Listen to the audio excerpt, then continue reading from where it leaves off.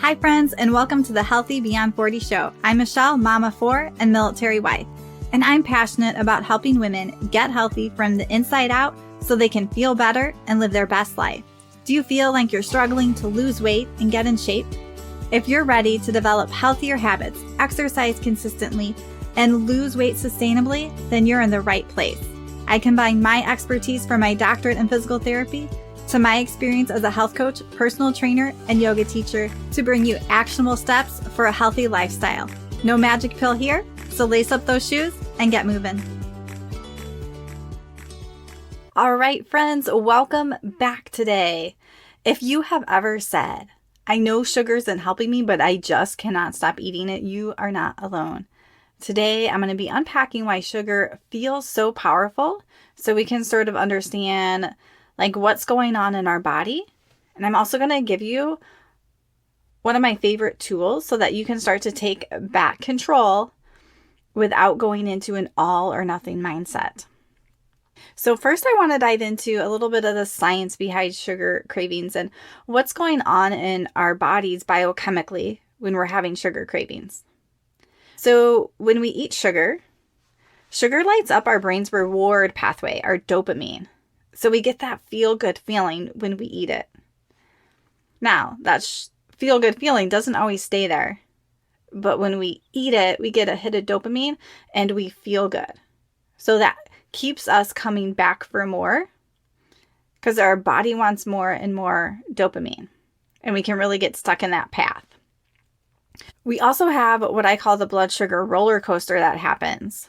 So when we have a blood sugar spike, maybe that's because we ate sugar or we ate high glycemic foods, like highly processed foods that spike our blood sugar just as much as sugar can. And then it comes down, our blood sugar comes down, we have that crash. And when our blood sugar is low, our body knows that if we eat carbs or sugar, those get into our bloodstream faster. So we have that craving again. So we have that spike, crash, and craving. Also, sometimes as we get after 40, when our hormones are changing, our estrogen, progesterone, and sometimes we become more insulin resistant, our cravings can also feel stronger too. There's also signs where gut bacteria, when the bacteria in our gut changes, depending how that is, that can make us crave sugar more too. So we have all these different things that are going on, that can go on in our body, that can make us crave sugar. So sometimes it's not just a willpower or it's just not a tool. We have to understand what's going on in our bodies so that we're not blaming it we're just not motivated enough. I'm just not good at this. When we're having these dopamine response or these blood sugar crashes, our hormones are changing or our gut bacteria is off. So we have all of that stuff going on. And we also have the emotional side of sugar too. So some of us use sugar as comfort when we're feeling stressed or tired. It's just a stress relief. Sometimes we use sugar as a reward, maybe because we've had a hard day and we think I deserve this. So there's this emotional connection with it too. It can also be habitual and tied into our routines. So maybe I know I have this afternoon slump and I get a coffee with sugar in it. Or I just know after dinner, we're going to have a treat. Or I know if I'm bored, I can go grab a treat. That will give me a little boost of energy and I'll feel better. So not only can we have those biochemical things going on, we have this whole emotional side of sugar too. And the food industry knows this. And they market food, they engineer food to help feed into this. But when we become aware of it, we can step into something different. So for years and years, a long time ago, I pretty much had ice cream every night. And so it was more of this ritual, routine thing that I would do. And I also know that sometimes I would have it if I was stressed out or different things like that. It felt like there is no way I can stop eating ice cream. But now I'm at the point where I hardly ever eat ice cream. So I just want to say that because sometimes it feels like we can't change something or that we can't not eat this one thing that really isn't serving our body well. And that's where it comes into our mindset. So maybe you need to wrap around your mindset that this is something you can have less of or give up if that is what is beneficial for your body. We recently, just this weekend, I went to sort of like a fast casual restaurant with my sister and husband. And I am gluten-free, and this restaurant has like gluten-free brownies and cookies. But I was looking at them, and it's like, I just really don't have a desire for getting sugar anymore. And it was sort of that thing where it would feel like, oh, I can like treat myself. Like, we're going out, my sister's in town visiting, we can have some fun, but it's like, I don't really need that. I don't crave that anymore. And I know it's not great for my body. And that's really where coaching comes in, and being able to do the different mindset work so you can get to a point like that. And it doesn't just happen overnight, or there's not just one thing that changes it. But when you really start to work on your emotions, what's going on, getting intentional, working on your mindset, you can start to shift some of these things that feel like they're not going to shift. So as you guys know, I work with women over 40 who are tired of the all or nothing dieting, the guilt, the ups and downs, not staying consistent. And I want to help you find a way that works for you in your real life. So that's why I offer free calls where we can talk. We can just chat, see what's going on, see if we're fit, figure out how to help you stay consistent without doing diets or quick fixes, just practical tools that can help you lose weight and sustain that weight loss. So if that's you and you're feeling stuck and you're not making progress, I encourage you to use the link below in this podcast to set up a free call with me. There's no pressure on this call. And I encourage you, especially if you're someone who has thought about doing this, is to do it. Sometimes we have like that anxiety, or how is this call going to go? What's going to happen? And we don't even take those steps that we need to get to where we are. So I encourage you, take a deep breath if that's you, and think about what you really need for your health. All right, the next piece. So now that we've talked sort of about the biochemical, what's going on in our body with the sugar cravings, that emotional side of sugar cravings, I want to talk about urges and desires. So urges are simply a sensation in our body. It's like you have this urge, it's a sensation in your body that makes you want to reach for that. It might be tension, restlessness, tightness, or buzzing. It can feel different. And having a desire isn't a bad thing. It's part of being human. We should have a desire for food, and that's okay. The problem is that when we believe we must act on every urge or desire that we have. Like having a desire to have a cookie isn't necessarily a bad thing. Imagine if you hadn't had food and that was there, that would be a good desire. And it may not even be bad if we have a desire for a cookie and have one every once in a while.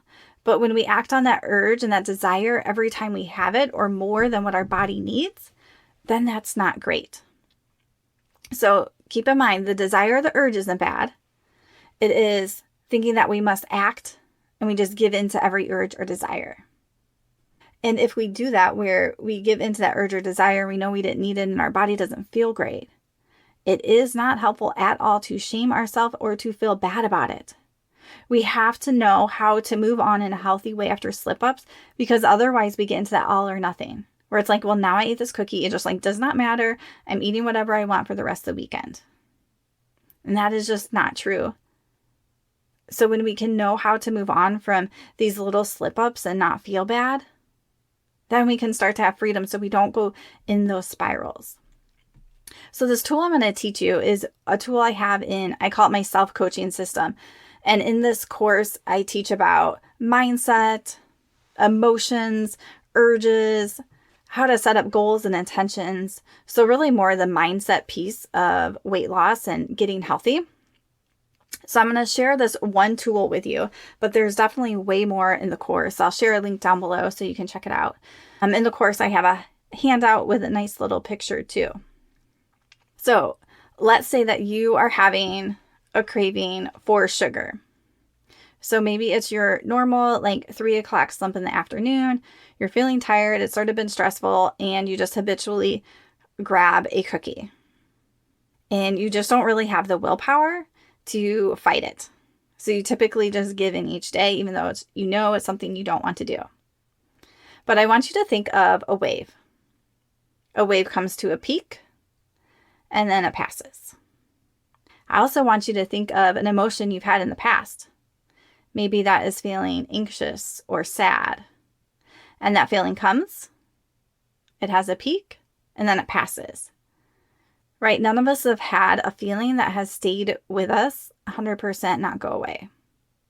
Feelings come, they peak, and then they start to go down, and then they pass. Whenever we're in a feeling, which is like a sensation in our body, it does not feel like it's going to pass sometimes, but it always does. So we have to remind ourselves of that. This feeling, this urge, this desire, it's like a wave, it's going to peak, and then it's going to pass. So we're back to our 3 o'clock sugar craving. Normally we just reach for this cookie. What can we do instead? We can just pause. And this is huge because we have to break up this habitual pattern. So we have to do something different. So we could pause. There's different things people can do here. And when we're doing this, I call it urge surfing, we're not just like pushing, we're not just fighting that urge or that desire or pushing it away. We're going to allow it to be there. Because remember, like I said before, that desire urge is not necessarily a bad thing.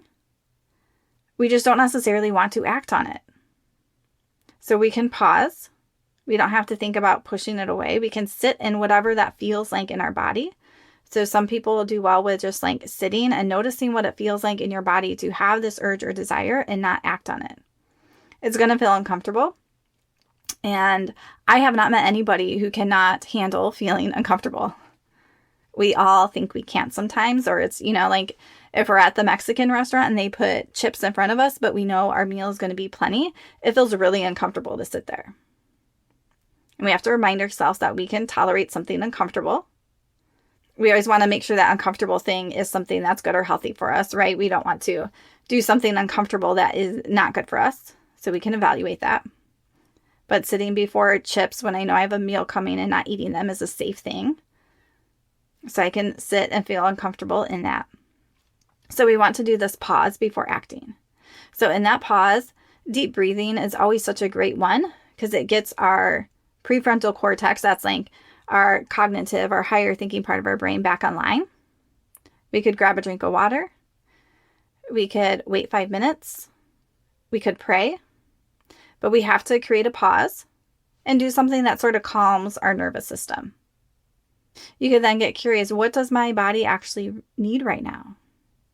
Or what do I need to tell myself? What is the truth here? I'm safe.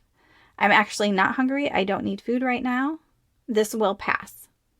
And sometimes using that image of a wave can help too. So you can picture a wave peaking and then passing. You can check in with your hunger, your emotions. Are you tired? Like maybe you're actually hungry and maybe you would do better with a protein snack or something else. So it's really important that you create this pause before acting and then get curious, like what's going on? We don't have to like solve that problem, but a little curiosity can really help. And now I'm going to give you guys like a real quick few other things just to check on if you're having sugar cravings. I'm not going to go into too much depth about them.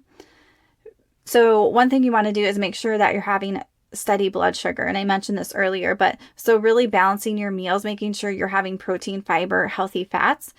When we tend to eat a lot of carbs or carbs alone, it can spike our blood sugar, which means it's going to crash too. Making sure that you're getting enough sleep, because when we're not getting enough sleep and cortisol is spiking, that can also drive cravings. Also, surround yourself with people who support you and try to have your environment as much as you can. We can't always control it, especially at work or parties, that really support you and your journey that you're on. And so our house is definitely one way that we can start to control our environment and what food we bring in. And also maybe something like doing daily check-ins with yourself that are not judgmental or shaming, but just curious, and checking in can also help. So remember that cravings don't make you weak, or they don't mean you are weak. Sugar eating it isn't a moral failing. And when you start to understand some of the science of how it works, when you start to tap into what's going on emotionally and in my mindset, and you can put that pause in, and you can start to take back your power when it comes to sugar. So I encourage you, if this episode hit home or something clicked with you, share this episode with a friend.